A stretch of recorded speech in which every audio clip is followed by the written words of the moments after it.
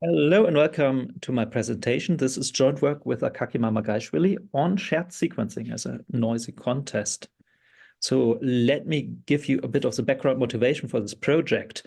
So on Ethereum, there's currently this rollup-centric roadmap that is supposed to increase the throughput of the Ethereum blockchain. And it works through special kind of layer 2 solutions, so-called rollups, that process transactions and post summaries of those transactions on the Ethereum base chain occasionally. Sort of at the moment, we have around 50 or so rollups either already running or being in production.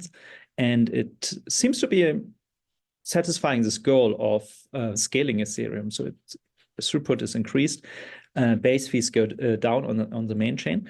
But it comes with some downsides. In particular, it comes with a downside that there's a fragmentation now of usage between different domains. So some users use one rollup, some other users use some other rollup, or I might have some activity on one rollup and cannot easily coordinate my activity with my activity on another rollup.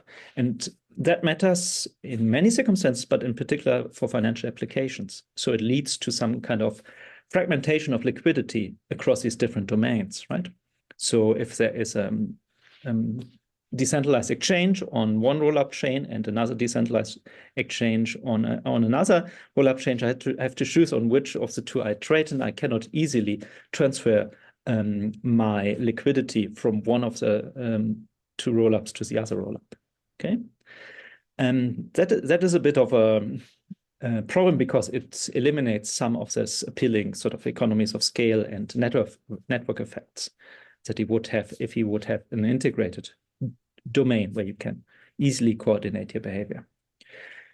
Arbitrageurs should somehow step in to make this a bit more efficient, right? So they should, if there's discrepancy in prices, for example, between DEXs on one rollup and the other rollup, or between DEXs on a rollup and the Ethereum main chain, they might move the liquidity from one domain to the other and so to sync the prices. And that has sort of the healthy effect that it makes those markets more efficient across domains.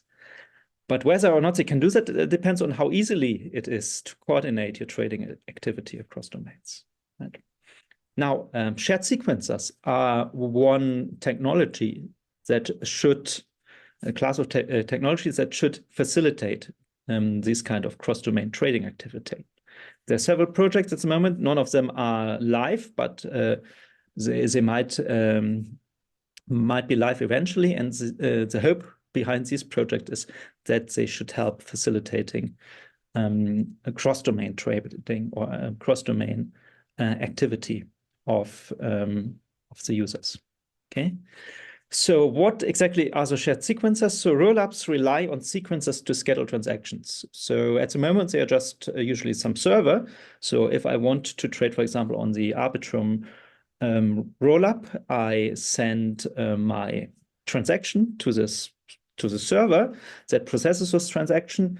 The server orders them in some way, and then eventually those transactions are finalized.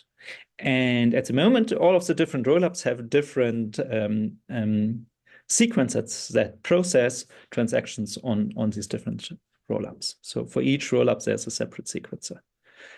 Now, if there are two different domains on which I want to trade, for example, there could be two rollups, or I want to trade on a rollup and also on the layer 1, and I might have a hard time coordinating my behavior. And then a shared sequencer should give me the opportunity to coordinate this behavior in an atomic way. So a user can submit a bundle containing transactions on multiple domains to the shared sequencer. And the shared sequencer, if it's actively running, will realize and execute those transactions on those different domains. And it in particular makes sure that all of them are executed jointly or none of them are executed jointly if I want them to only be executed jointly. That can be helpful, for example, if I'm an arbitrage trader, right? I want to trade in one direction on one domain and in another direction on the other domain. I should make better sure that both of those trades are executed. Otherwise, I face a risk of not gaining from this activity.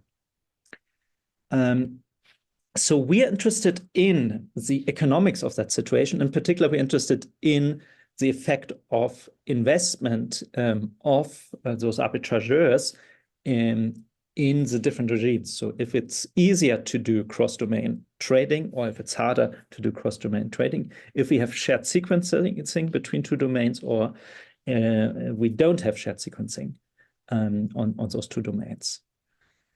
We propose a framework that is a contest framework, contest in sort of the classical sense of economics. So users or players in a contest invest into a signal, and then we take those signals to decide who's winning the contest, so trading as a contest. And that is a good or maybe reasonable mental model to understand some kind of aspects of ordering transactions for blockchains. For example, you can think of different transaction ordering policies as different ways of orchestrating a contest for inclusion or for early inclusion on a blockchain. So first come, first serve transaction ordering policy, that is sort of the default at the moment in all of the different rollups, that incentivize competition on latency of arbitrage traders, right? So they want to send their transaction the fastest to this sequencer where those transactions are processed, and they might invest into co-locating with that sequencer, for example.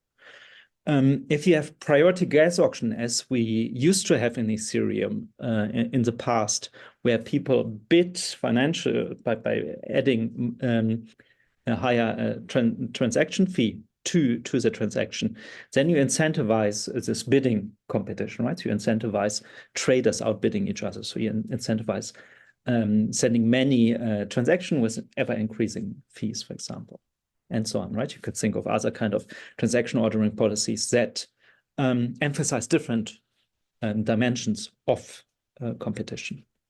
Now, what does it have to do with shared sequencing? One way of understanding shared sequencing is that it reduces noise in this context if you trade on different domains. And we are interested in what that means for the investment decisions of arbitrage traders in these competitions. We propose a very, very easy, but minimally complex, but maximally, hopefully, insightful model of cross-domain arbitrage competition, which allows us to compare joint sequencing versus separate sequencing across domains.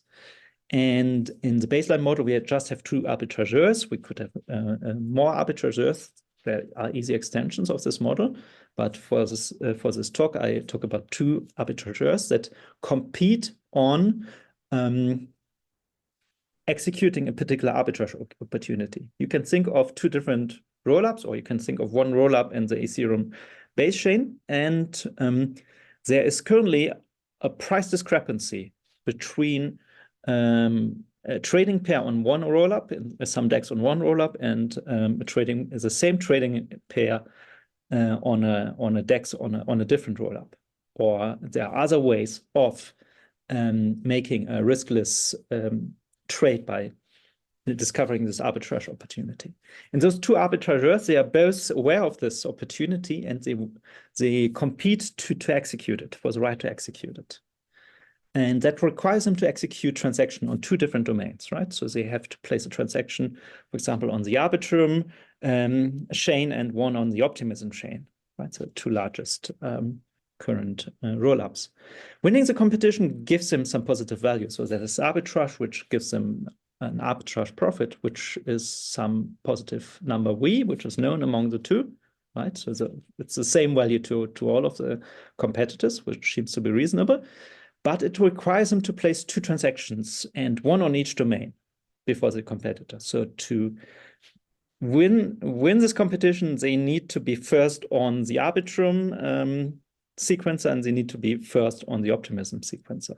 Otherwise, they cannot execute both legs of the trade. Okay, so that's a scenario. Now they compete by, as I said, by investing in this sort of contest, and they invest generically in something that we call a signal, SI, which costs them some amount. So there is a cost of producing a signal, which is in general a function of the signal that is differentiable, strictly increasing and convex. And it is a noisy contest, which means that some additional noise term is added to the signal. So investing in the signal, they can make sure that the chances of winning the competition is larger, but there is some noise. For example, noise can come through the channel that they would need, in a separate sequencing, need to coordinate the action between the two rollups, and there's no guarantee that both of them get executed at the same time. Both transactions get executed at the same time on both rollups. That would be an example of this random noise in this competition. Now, the arbitrageur I with the higher signal plus noise will win this competition. That happens with some probability.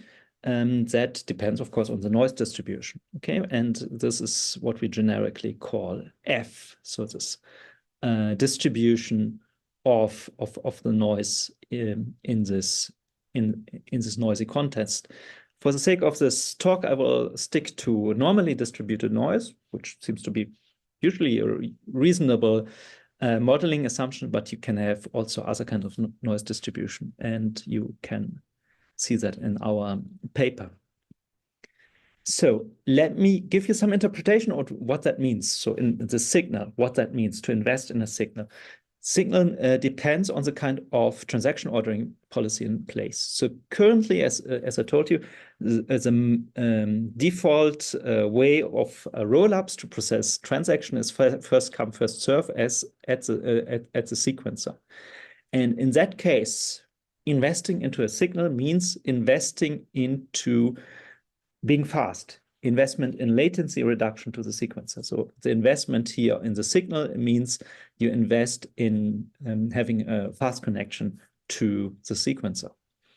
And then you could have easily imagined that there's some randomness to this racer. Sometimes I send my transaction and it gets in faster than the other transaction. Sometimes it gets in behind the other transaction, and that can be influenced by random factors outside of my control as an arbitrageur, right? So that's the interpretation of that model in this case.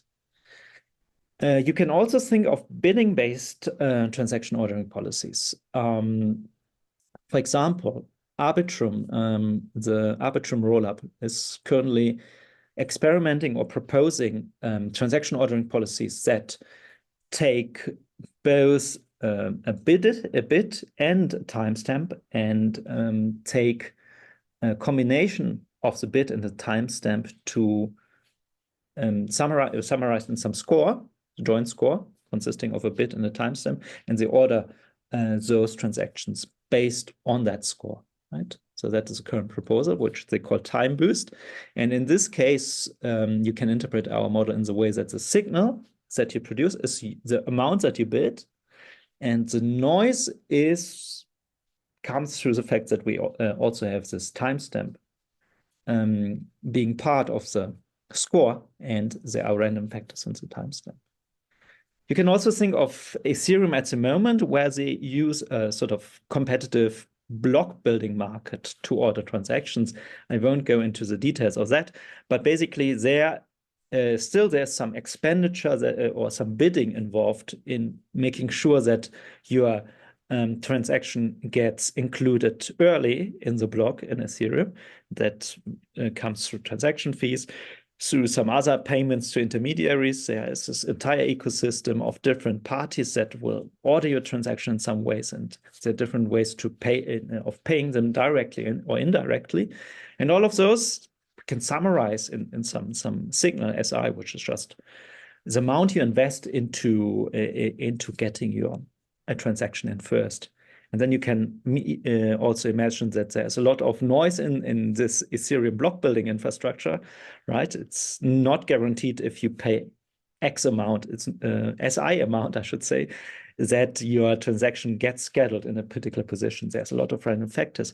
And again, you have a noise term, right? So those are different interpretations of our model of a signal plus noise.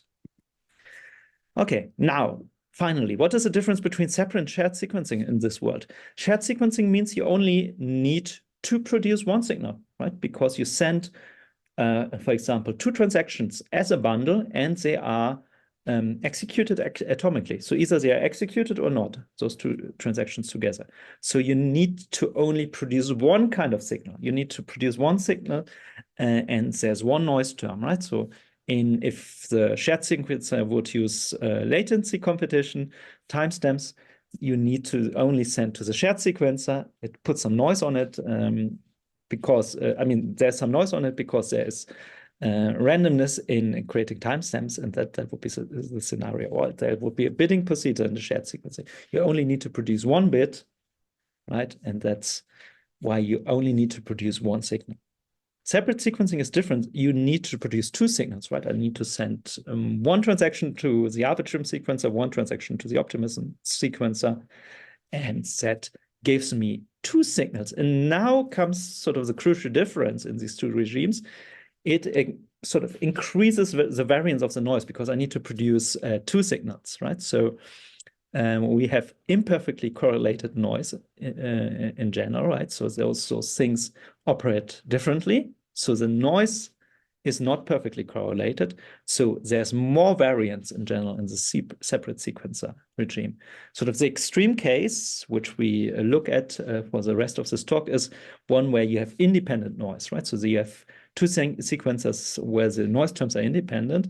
And then what you have to do is basically you have to compare noise distribution of this normal and noise distribution of the maximum of two normals, which is this f squared. Okay, so that's the difference. So for this model, there will be, making some assumptions, there will be on the cost function, there will be a unique symmetric Nash equilibrium of this investment game or on this contest game. And you can characterize the optimal signaling strategies of the two arbitrators in this world. Because it's symmetric, they both produce the same kind of signal. And now the difference between the signal for separate sequences and for shared sequences is that you have this basically different distribution of the noise term, which leads to a different first order condition. So those first order conditions on optimality conditions on the equilibrium signals are depicted here. And you notice that there is this additional capital F here evaluated at 0, which comes from the fact that we have the f squared as the noise distribution. Okay, so those are first order conditions that characterize a signal, and that gives you an implicit equation or implicit way of characterizing the equilibrium signals. And then to make the implicit explicit, you need to make a choice on the cost function. So for different cost functions, you get different kind of results. And does separate or shared sequencing lead to more investment in equilibrium? Well, it depends on the shape of the cost function and also on the variance of the noise, right? So how much noise there is in this model. Let me give you some specifications of the cost functions that seem to be relevant practically. So one is that sort of a baseline is constant cost elasticity. In that case, you have the following comparison between the shared sequencing and the separate sequencing.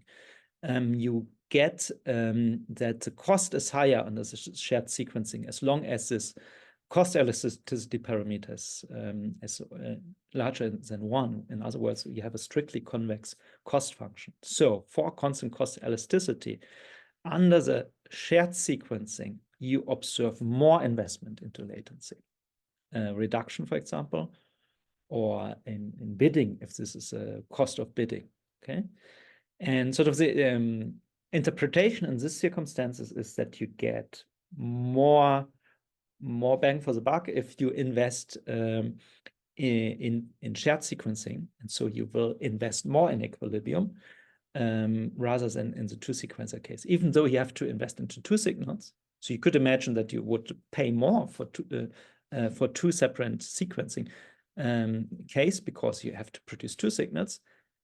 It turns out that you invest more in the shared sequencing case just for the fact that you are sort of a signal is more informative. There's less noise to it, and so you will do more of the signal, right?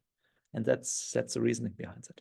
And whether this is a good or bad thing depends a bit on the interpretation, right? If sequencers order transaction by timestamp, essentially this costly bidding is just wasteful bidding into latency improvement. So in that case, it sort of is a bad thing that there's more investment, right?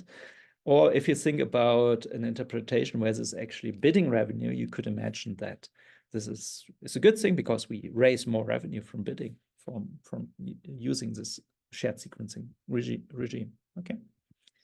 The other thing that I wanted to give as an example is this time boost that I've alluded to previously. So there you have this combination of latency competition and bidding competition.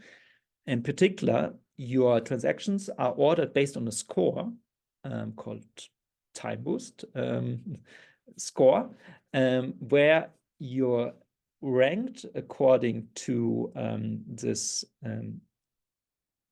signal S minus T, where T is a timestamp of the arrival of your bit at the sequencer, and S is the amount that you bid. And they propose a very particular bidding cost, which is this function down here. So the cost of producing this time boost is some constant times the signal divided by G minus the signal. So what they want to have is that you cannot get an arbitrarily large advantage through bidding, right? So there should be a maximum amount according to which you can maximally improve your timestamp in this proposal. That's why they have this particular functional form. If you do the analysis for this kind of competition, right, where you combine the bidding and the timestamp, you get the following result. You get an ambiguous result. It depends on the parameterization of this model. So the bidding revenue for two separate sequencers is larger than the revenue on a shared sequencer if and only if the following inequality holds. And you see that it depends, first of all, on the value of the arbitrage opportunity, on the noise, and on the cost of bidding in this time boost auction, and also on the maximal time advantage you can get from the time boost auction, right? So it depends on exactly how those parameters are set, right? So in particular, bidding revenue for two separate sequences is larger than the revenue under shared sequencer if the marginal cost of bidding is small, right? The C, the value of the trade is high, so this V is high, or the variance in timestamp is low if the signal is not so noisy, so the timestamp. Okay. So what I want to highlight here is that it is ambiguous. It is not always the case that shared sequencing will lead to more revenue for the sequencer than a separate sequencing across two different domains. So it depends very much on the transaction ordering policy that you use and on the noise in the environment. So how noisy this competition is.